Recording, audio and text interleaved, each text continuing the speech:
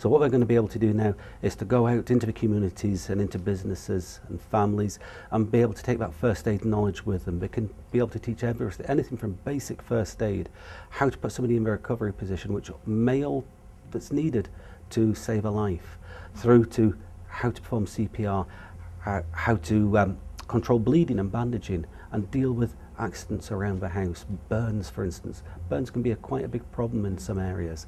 So yeah, we've got this knowledge now that they can take forward and train all these people in all these various techniques.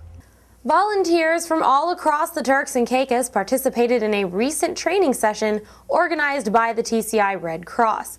The aim of this week-long course was to provide first aid training skills to members of the community, thus becoming certified Red Cross trainers.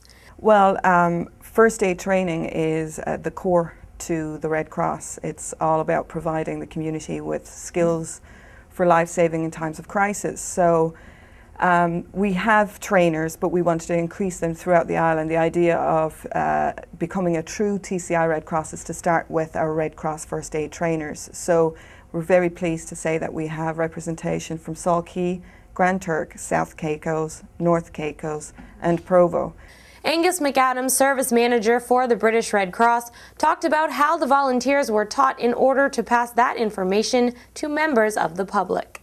We're concentrated on how we actually put that knowledge forward to the public and to other people, breaking it down into sessions. For instance, how do we lay out a training room? What's the best layouts we can use? The best methods of demonstrating certain techniques? And just making sure that we've got those techniques nice and neat and tidied off so they're easy to understand by the candidates who are wanting to learn first aid. Now that training has been completed, participants will be given an opportunity to test their skills on Saturday the 18th. This time they will be teaching employees of the DECR on how to perform basic life support. Based on the results, volunteers may then become qualified CPR trainers after a week of hard work. The reason I came because I am a trainer, and every 3 years we need to be recertified.